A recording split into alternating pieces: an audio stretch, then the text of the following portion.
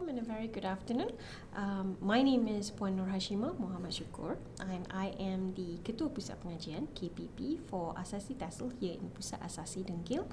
I'm here to give you a bit of a briefing about what the program is all about, what you can expect, and hopefully you have a better idea about what you'll be learning this semester, what you can expect to experience this semester.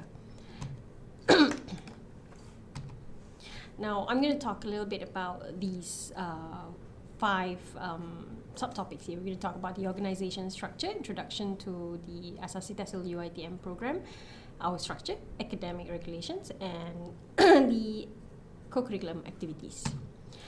Firstly, we need to look at the organization structure. The reason why I'm covering this is because the Asasi TESL program is a bit of a unique program in terms of its administration. We belong not just to Pusat Asasi UiTM but also to the Faculty of Education. Now, if you look at this chart, under Pusat Asasi UiTM, we have the Director, Prof. Dr. Saifullah Abdullah, and we also have the Timbalan Pengarah Akademik and Penyelidikan, Dr. Ikhwan Matnawi, as well as Timbalan Pengarah HCP and ICAN, Encik Zaidi Yaakob. Now, I fall under the jurisdiction of Akademik and Penyelidikan as Ketua Pusat Pengajian Asasi TESL. Now, the program is handled and managed by Pusat Asasi UiTM. However, the program belongs academically, it belongs to the Faculty of Education UiTM, in which the Dean, current Dean, is Professor Madya Dr. Nabilah Abdullah. The Timbalan Dekan Academic is PM Dr. Sharifah Ruzaina, and Timbalan Dekan HCP is Dr. Siti Zuraida Maruf, and Timbalan Dekan Jaringan Industri Dr. Syamsidah Mat Samsudin. Just like in Pusat Asasi, where I fall under the jurisdiction of academic dan penyelidikan, I am also answerable to the Timbalan Dekan and Dekan, particularly on the academic subsection. Yeah. Now, what is the Asasi TESL all about? I know a lot of you already know what the TESL program is about generally, but you know, for the benefit of some of you, it's actually a one-year prep program from the Faculty of Education. It started off as a program that belonged to the Faculty of Education. It still belongs to the Faculty of Education, but at one point it was also managed and also implemented by the Faculty of Education. It's just later on in 2015 that we moved to Pusat Asasi Dengkil, and that was the beginning of when Asasi TESL became a program that was implemented by Pusat Asasi UiTM, but also still belong to the Faculty of Education. And obviously, because we are UiTM, this is UiTM, so for Bumi with Trust students, SPM candidates of the current year, your current year, yeah? It is similar but not the same as the matriculation offered by Kementerian Pendidikan. It is an entry to the degree courses in IPTA via UPU. There are many other entries. Asasi TESL or Asasi program is one of the platform for students to go to IPTA. Of course, you can also use it if you would like to go to IPTS. And lastly, of course, as I mentioned, we moved here in December 2015, and that was the beginning. That was when we started off being managed by Pusat Asasi UiTM. How long is this? It's all jam-packed in 2 semesters. Our main objective as Asasi TESL is, of course, to prepare you to go into the B.Ed TESL program. It's not the only program that you can go into, but that's our main objective. And so that's why I'm talking about the minimum requirement to the B.Ed TESL program for Asasi TESL students, which are you have to pass all subjects. Your CGPA has to be at least 2.5, and you must pass the Malaysian Educator Selection Inventory, also known as METSI. We'll talk about this later on towards the end of the program in semester 2. And your MOET test is also also has to be a band 4, yeah? A minimum of band 4.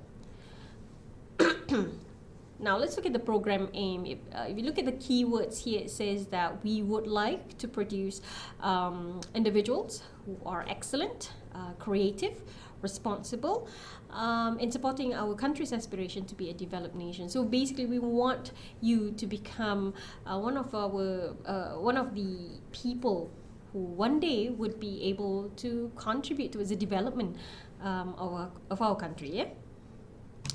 And how do we aim to achieve that? We have 8 program learning outcomes.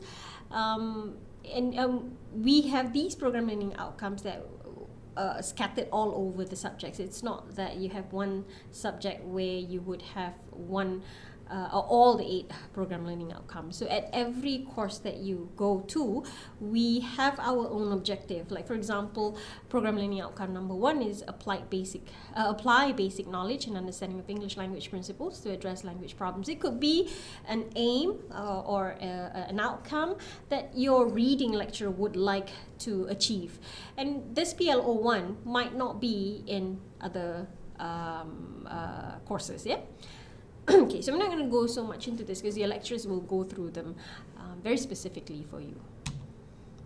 What are the subjects that you will be doing in the 2 semesters? Let's go with the first semester because this is the one that you'll be starting off in July. Now you have here 1, 2, 3, 4, 5, 6, 7 courses that you have to sit for. If you look at the first 4, TSL 014 all the way to TSL 041, those are considered as core subjects. It's important for you to know the difference between core subjects and non-core subjects later on when I talk about UPU. Yeah. Now TSL 014, let's start with the first one. TSL 014 is fundamentals of academic reading. The focus of this is on reading. So you'd go into the reading skills in depth. You learn these skills in depth. You learn to look at how to analyze a text critically, not just understanding a text on a surface level. So therefore the questions are going to be higher order thinking skill questions. It's not going to be questions where you just extract the answers. So your lecturers are going to help you to hone these skills. Okay. Next one is TSL 024, fundamentals of writing. Focus here is on writing, and obviously we want to help you to become better writers. And what makes a better writer? Your lecturers will tell you that there are many factors that would contribute towards becoming a good writer. So you have to have good language proficiency, you have to have good organization, you have to make sure that your content is relevant and it's coherently explained in your writing. So that's the part where we're really going to focus on. Yeah. So you guys have a lot of ideas already, but when you come here, what we're doing is looking at all those ideas and try to put them in different paragraphs, making sure that not all the ideas are going to be there because some might be irrelevant. So it's about looking at how you identify what is relevant and what is not relevant, how to write them coherently, and so on and so forth. The next one is TSL 034, fundamentals of listening and speaking. Again, the keyword here being listening and speaking.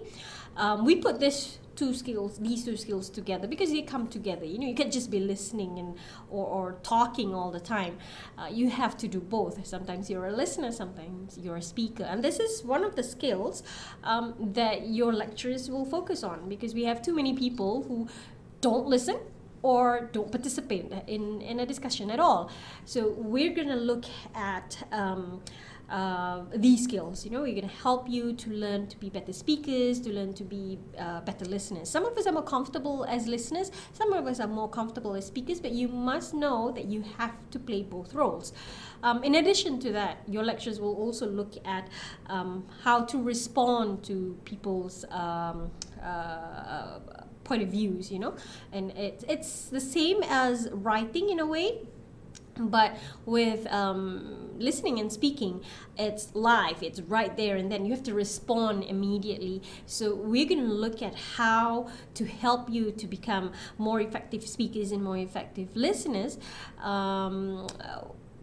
so that you'll be able to participate in any kind of discussion. So that's fundamentals of listening and speaking. And then you have TSL 041, the final core subject, which is grammar 1. here, of course, the word here is grammar. Now, I know a lot of you say, oh my God, do I have to go through grammar again? Yes, you have to do grammar. The grammar is arguably the core of your proficiency. If you don't have good mastery of grammar, you will find it difficult to understand timelines, for example, when you're reading text given by your reading lecturers. Or you might write a sentence that will confuse your readers because you've used the wrong tense, for example. And listening and speaking, you would also do the same mistake. And if you make those kind of mistakes, your speakers will find it very difficult trying to understand what you're trying to say.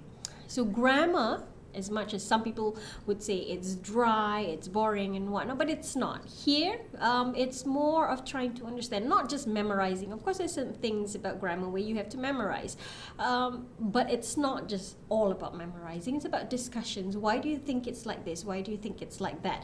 Why must we use present tense? Why must we use past tense or perfect tenses and so on and so forth? So you'll have a lot of intellectual discourse with your lecturers. And being TESL students, I think you will enjoy the intellectual discourse because that's what we are, isn't it? We like to talk. We don't like to have to listen all the time and just absorb. So yeah, your grammar classes, I can bet you it's not going to be as dry as you probably think it would be. Now we're moving on to the next three subjects. These three subjects are non-core subjects. They're TSL 051, which is College Study Skills. The purpose of this course is to help you to transition from school to university. Now in school, you are often guided very closely what to do first, what to do next, and so on and so forth. Even with homeworks, we would tell teachers would help you and remind you from time to time, and we do that still, but we let go of you a little bit because in university you have to learn to be more independent. You have to learn to be more active in the learning process. So that's what college study skills is supposed to do for you. You know, it's supposed to help you, support you in the process, so that it's not too much of a shock for some of you who had gone to, who were, you know, for all of you who were from school system. All right, and then we have TSL 082. It's called Introductory Literature. Here, of course, you will be given a lot of reading text, poems, and you have a novel that you also have to read about. The purpose of this course is to, of course, help you or nurture you to develop a sense of love towards reading, and not just reading any kinds of materials. Of course, we want you to love reading any kinds of materials, but in literature specifically. And we have literature also because we use it as a platform to enhance all the other skills. Because when you read literature text, you're reading. So when you're reading, obviously you are applying the skills that you've read, you've studied in your reading class. And when you have to write a summary, for example, what is this whole short story all about? That's writing. And in university here with us, with literature, it's not, again, it's higher order thinking skills. Yeah? We don't just ask you what's the theme, where did the event take place, who are the characters, and so on and so forth. We ask you more, why do you think the characters are behaving? Why do you think what are the factors that had influenced you or the character in behaving in such a way? So when you're doing that, you're doing listening and speaking because you've got friends saying A and then another friend saying B and another one saying C, but you agree with D. So you're going to have, again, intellectual discourse, and this enhances your listening and speaking skills. Of course, grammar is something we look at also when you're doing literature. Yeah? It's just that it's more embedded, where we look at how you respond, your language use, and so on and so forth. So literature is supposed to be fun, and we want it to be fun. So it's a lot of discussions, a lot of what do you feel, what do you think. When you read this, what do you feel, what do you think, and so on. And so what you've learned in literature is, in a way, a platform for you to practice or apply the skills you've learned from the 4 core subjects we talked about earlier. And also as a way for you to enhance the skills, all right, reading, writing, listening, and speaking, that you've learned the 4 core subjects earlier. Then finally, we've got the CTU 071 or IDA 071. This is Fundamentals of Islamic Education for the Muslim Students and Human and Education for Non-Muslim Students. All right, so I think the name is self-explanatory. Yeah. As you can see here, one column that says jam credit and jam temu. Jam credit means it's 5 credit hours, so we meet you 5 hours as well. Okay, so 5 hours or 4 hours or 3 or 2 and so on. Okay, so for the first semester, you have 26 hours of lectures. Let's move on to program structure, semester 2. Okay, you have less subjects this time as compared to the first semester, but even though it's less, it is, however, a little bit more packed than last semester. It requires more effort on your part.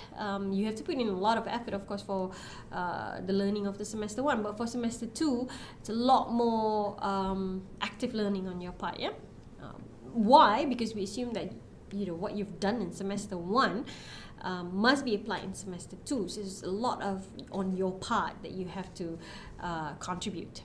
Now you've got the first 4 again core subjects. I'll talk about why I talk about core and non-core subjects.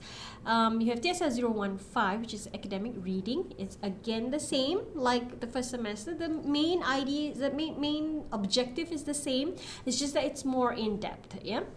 And then you have TESL 025, which is academic writing, and then TESL 035, listening and speaking, and TESL 042, grammar 2. If you realize in semester 1, they're called fundamentals of academic reading, for example. This one is called academic reading. So this is basic in semester 1. This is more in depth. The first 4 are your core subjects. And then you've got TLD 092. These are for those of you who like script writing or you like acting, you like singing and all that. This is where a lot of our students project those skills, those talents. Yeah, it's called language and drama. Basically, this subject is where we would like you to be able to enhance your language proficiency through the use of drama. Okay, so it's not just learning drama; it's learning language through drama. And then you have CTU 072 or, for Islamic Education for Muslims and Ethics in Education for Non-Muslims. Again, you have the jam credit and jam temu here. So you've got 24 hours only, whereas here you've got 26 hours in the first semester. Less subjects for semester 2, hence why you have only 24 hours. But because they're more in-depth, and now there's a need for you to apply what you've learned in semester 1 and semester 2. Of course, like I said earlier, that's the reason why it's a bit heavier than semester 1. And also, of course, for TLD 092, usually there's a finale of a performance done by every group. So that takes a lot of time because there's rehearsals. There are rehearsals and trying to memorize scripts and who's going to write the script, who's going to be the director, and you're going to work on props. So while you're doing that, you're also doing all the other courses as well. So that's why it's heavier than the first semester. Yeah. Okay. Now, why did I talk about core subjects and non-core subjects? As you would have known by now, you will apply again for the degree program once you have graduated from the Asasi program. Now, this means that you have to reapply via UPU. And when you apply via UPU, your results will be based on the 4 core subjects only. Yeah? So in semester 1, it's TSS 014 all the way to TSS 041, and those will then be complemented also, added to with the results from TSS 015 all the way to TSS 042. Now that doesn't mean that you don't have to care about the non-core subjects or you don't have to pass them. You must remember you are only eligible or qualified to apply yourself into a degree program if you have passed all the subjects, core and non-core subjects. So you must pass them. You must get TSS 051 and TSS 082 in semester 1, as well as your CTO IDA subjects. You must pass these 3 subjects. The same as semester 2. You must pass the LD 092 as well as the CTU and IDA courses. However, these courses do not contribute towards your UPUC GPA. It contributes to your UITMC GPA, but not your UPUC GPA. What does that mean? So to some students, it means that you have to really put in a lot of effort for your 4 core subjects. If you ask me, you have to put in a lot of effort with all your subjects. But your 4 core subjects will determine which course that you would be eligible to apply for. Right? So if you don't do well in the 4 core subjects, there aren't many courses that you'll be able to apply for. Okay, now having said that, let's talk about the future of the Asasi TESL. I earlier mentioned that our main objective is to train you for the B.Ed TESL program, degree program. But the system allows you to choose other programs. It doesn't mean that therefore you are only going to have to go to the B.Ed TESL degree program. You can go into other programs, such as, if you look at the various options in UITM, would be the Faculty of Music. If you like music, we've had students who came in not knowing what to do, and then in semester 2 the TLD 092 language and drama, and they realize, oh, I love script writing, I love directing, I love doing the props, I love the whole adrenaline rush of performing and so on and so forth. So they want to go into the Faculty of Film, Theatre and Animation. They love singing, so they want to go into the Faculty of Music. And of course there are some of our students who like the actual learning of the language, but they do not want to go into the Faculty of Education, so they apply for the Academy of Language Studies. Of course, you have to look at the specific requirements of these courses, but this shows that if you're from Asasi TESL and if you fulfill the requirements, you would be able to apply for all these other courses, and not necessarily just the Faculty of Education. Yeah. All right, so I'm done with basically the academic structure of your of the Asasi TESL program. Let's talk about the academic regulations. I'm not talking about what the academic section, I'm not talking about the academic regulations as in what is a pass, what is a fail, and so on. I'm talking about more on your behavior, what you should behave like, how you should behave, what you should do and what you should not do as a student here in Pusat Asasi. So I've outlined a few. Of course, there are many other skills and many other behaviors that we would like you to also possess, but I've identified here what I believe would, if you follow this, would help you to have a positive experience here as a student here in Pusat Asasi. Yeah?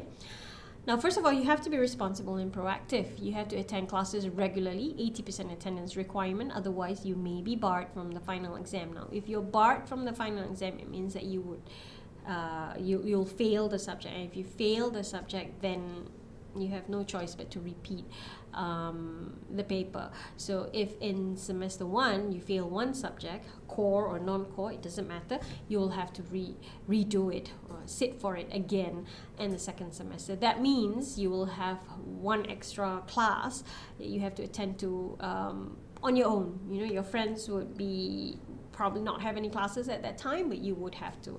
So this can be a bit of a stressful experience for some students. So I'm trying to tell you that if you're responsible, if you are proactive, if you are you adhere to the rules and regulations, if you do all your assignments as given by your lecturers, due dates, deadlines and all of that, you should be okay. All right. So we talked about, that's why I mentioned about meeting deadlines, complete given tasks within stipulated times. Your lecturers will tell you from the first class, all right, these are the assignments. Some are due 3 months down the road. Some will be due at the end of the semester. So I would suggest that you get yourself like a calendar where you can write on in it, when this is due and so on and so forth. Now, of course, some of you will say, "Oh, who has a book nowadays? We just put everything in the phone." I have nothing against technology. It's just that most of us use the phone more to look at our messages, to call, and use social media applications and all that. So often we forget to look at those. Whereas if you have a calendar that you carry with you, you have it with you all the time. You have no choice but to look at it. You want to look at it. You should want to look at it, and that's when you can see 30 days. Sounds like it's a lot of days, but it's actually not. So 30 days, you've got reading due in the first week, and then writing the second week, and you've got listening and speaking, speech presentation, for example, in the third week. So it's actually very packed. So it's really good. I really recommend that you buy yourself a calendar, a book where you can write what's due when and so on. Inform the mentor or the KPP if you encounter any problems. So I think by now you would already know your mentors. If you have any problems, that's the reason why we have assigned a mentor for each class. It's like the teacher for your class. If you have any issues, you can speak to your mentor. You can speak to me as the KPP, but of course you're not limited just to the two of us. You can also talk to any of the lecturers who are teaching you, who are not your mentors. So we're not stopping you saying that you can only talk to the mentor or to the KPP. We're not saying that. We're just saying that basically the most important thing is actually this: if you've got a problem, you got to share it with us. You do not wait till the very last minute, because sometimes if it's too late, we can't help you. So you have a problem, if you're starting to feel like you're struggling, you're starting to feel like you cannot adhere to some of the rules, you feel like you cannot meet deadlines and so on, and if you've got a good reason, health issues and so on, then you make sure that you tell your mentor. We won't know until you tell us. Okay, like I said, it's different in school in that sense, where we give you more freedom, but with that freedom comes with a lot of responsibility on your part. So you have to tell us that we don't see you every day, and we are not like boarding schools. Some of you went to boarding schools where you're there with us 24/7. So we don't know a lot of this. So we need you to tell us in order for us to be able to help you. Yeah. Right. So that's by being responsible and proactive in terms of your classes, in terms of your assignments, and in terms of your emotional and mental health states. Yeah, you have to tell us if you have any problems. You also have to observe conduct as UITM students. So we have rules like what you can wear when you go to class, how you speak, but most of it is about what is allowed and what is not allowed within the campus. And now we are also talking about postings on social medias. You have to remember that once you register with us, you are a UITM student. So you must be careful, because you carry our name as well. In the same way that we lecturers carry the name of UITM because we are lecturers, you also carry the name of UITM. Even if you're just going to be with us for 1 year, you also carry the name of UITM. So you have to be very careful with your postings on social media, for example. Careful with, let's say you're not happy about something, there are proper procedures. If you're not happy about something, it goes back to what I mentioned earlier. You inform your mentor, you inform your KPP, or any of the lecturers that you believe would understand how you feel, understand your experience, and not just post everything on social media. It doesn't reflect well on you, because you're just going on social media instead of going through the proper procedure. Yeah. And of course, I talked about what you cannot wear, for example. We're going to look at that later. Well, I know some of you would say, what does it matter what I wear?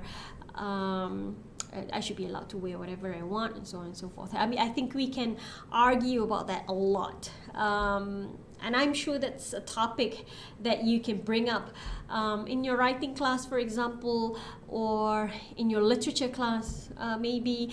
But at the end of the day, these are the rules stipulated by UiTM. And if you are a UiTM student, you must adhere to these rules. There's a saying, when in Rome, you do what the Romans do. All right? So you are coming into UiTM. These are the rules and regulations of what you can or cannot wear. And a lot of thought have been put into it in identifying what can and what cannot be allowed. So it's impossible for us to be able to satisfy all of you.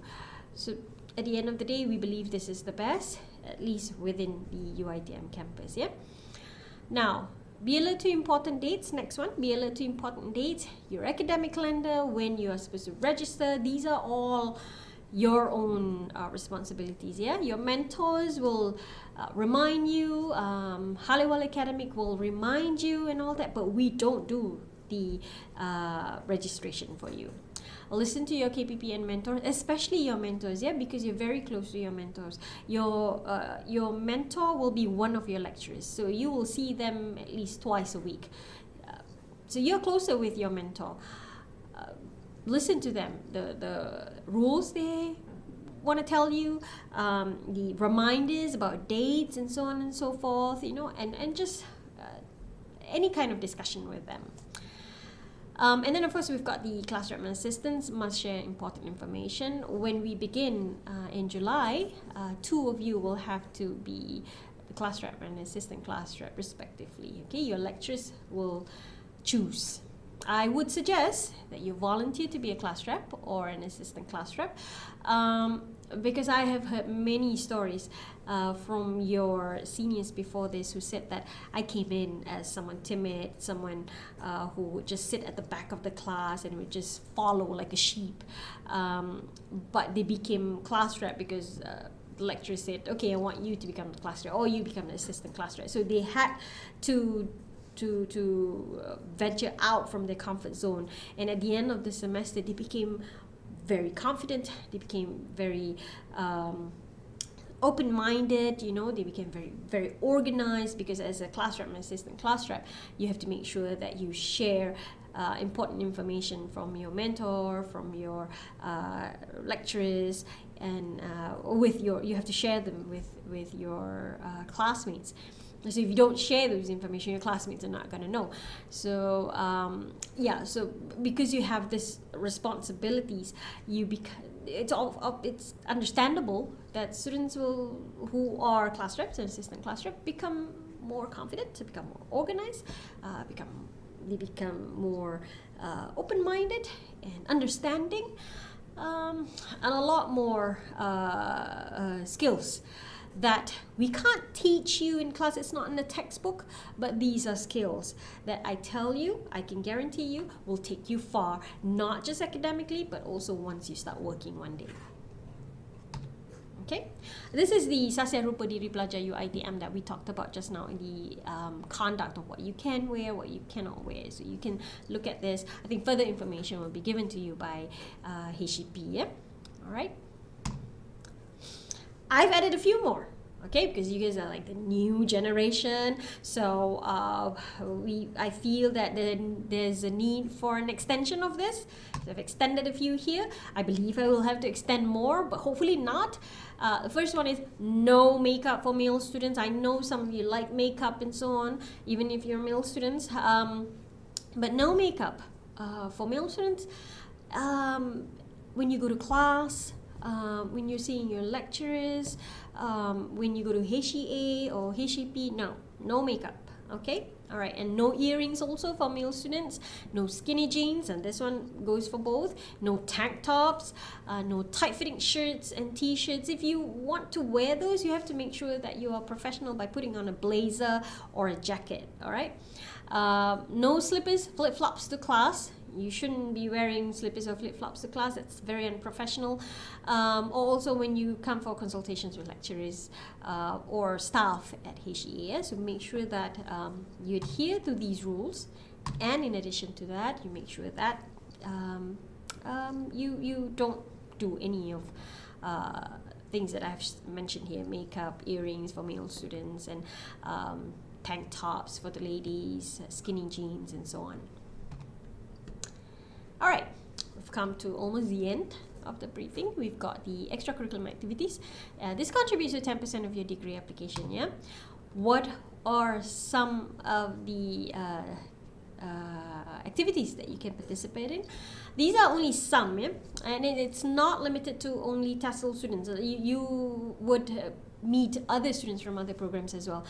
Among the very popular ones, we've got Film Circle Club, Young Humanitarian Club, Bukopolis. When you finally get to go come to Pusat Asasi, you will see that there's an area called Bukopolis area. That's where students often would hang out because there are books over there. But you don't have to be there to read books. You could just be there and just hang out and play board games and all that. You've got the aerobics club if you're a health freak. Yes, it's probably something that you want to go into. You've got Dinkel Buskers. You are into singing. You've been singing. You play instruments. This is for you. And we also have the Life Poet Society. Yeah. So this is Bukopolis that I talked about earlier. There's an area specifically just for Bukopolis, and if you join Bukopolis, you'll be in charge of the place, you'll be looking at the books, and you can borrow the books anytime, and you have discussions with your the person in charge, the lecturer in charge of the club. These are some of the movies that we have selected for the Film Circle Club. You basically just go and watch movies. That's it. Of course, we select the movies. Okay, you can't say, okay, madam, we want to watch this or we want to watch that and so on. No, we select the movies. The lecturers in charge will select the movies, and if you can see here, it's not just limited to English films. Our focus is more on trying to expose you to the different cultures that you can see in movies, how language is used in films, how the different values from different cultures, all these things, and looking at the plot of a movie. So all these are some of the things that we want you to experience from the movies. You don't have to write summaries, you don't have to submit anything. No, you just go there and you watch the movies. That's it, and enjoy, and hopefully learn a thing or two from the movies. And sometimes your lecturers, when you go to class the next day, your lecturers will ask you, so did you go and watch the movie that we played yesterday? And then you can have a discussion about it, and then you can talk about whether you agree or disagree to this character's behavior or decision, and so on and so forth. So it's just watching movies. Okay, so we talked about classrooms and the assistants earlier, so I'm not going to talk so much about that anymore. And finally, tools to succeed.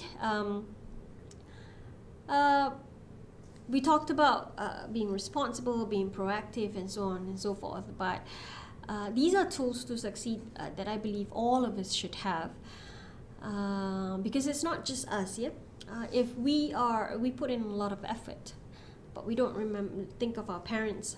We don't think of God. It's probably not as satisfying or as meaningful an experience for you. Yeah. First of all, I put in here, remember God. We're not here on our own, just on our own. Yeah. It's by God's grace that we've been given this privilege to be here, to have access to good education. Remember your family and your parents. These are the people who would support you through thick and thin, who would hopefully be the ones who understand you, make sure that you are doing well. And I would also here add lecturers as well, yeah? Because for as long as you're here, your lecturers are like your second parents. Okay, that's why I said just if you've got problems, you've got issues, you can come and see your mentor, you can come and see me, or you can come and see any of the lecturers. We welcome you with open arms. And it's just not just about remembering, it's also about respecting. And here, of course, your friends, you want to respect others. Too many times I've heard cases of people saying, oh, I can't get along with those people because they don't come from the same state. I can't get along with those people because she speaks too loudly. Can't get along with those people because we have different values.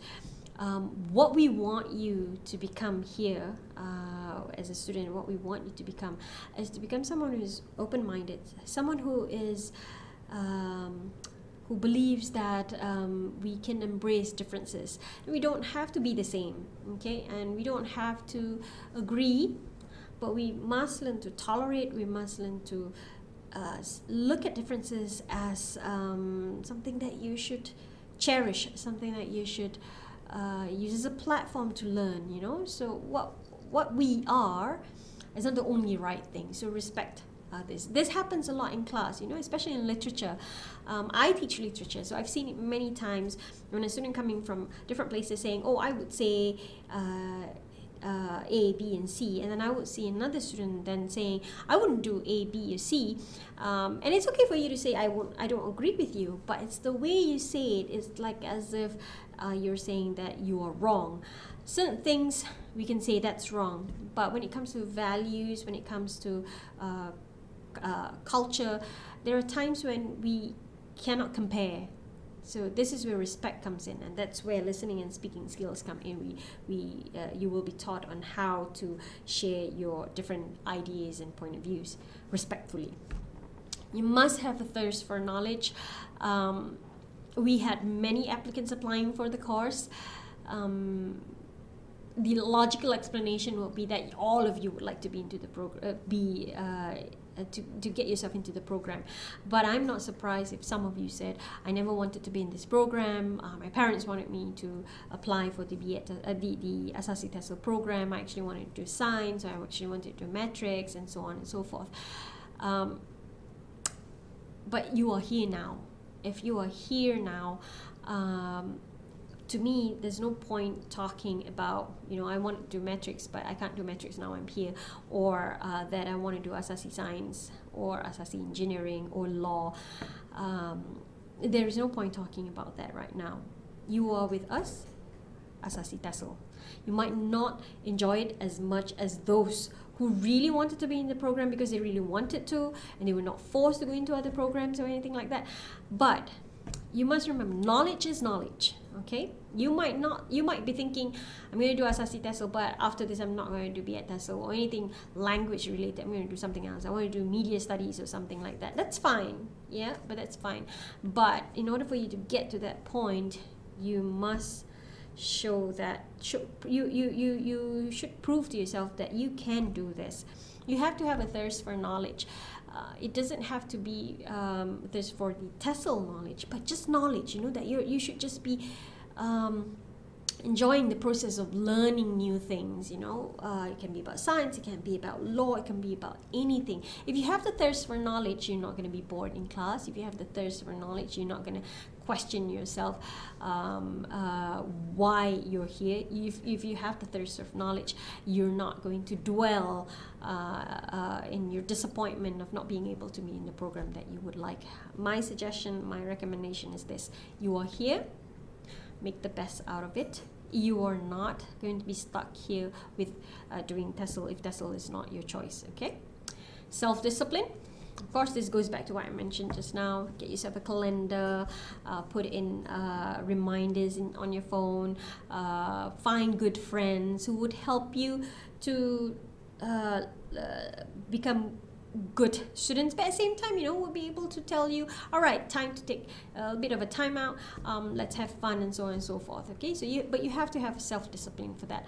Time management, of course, this is important because we don't control your time beyond class time, okay? I see you, let's say, 3 hours a week.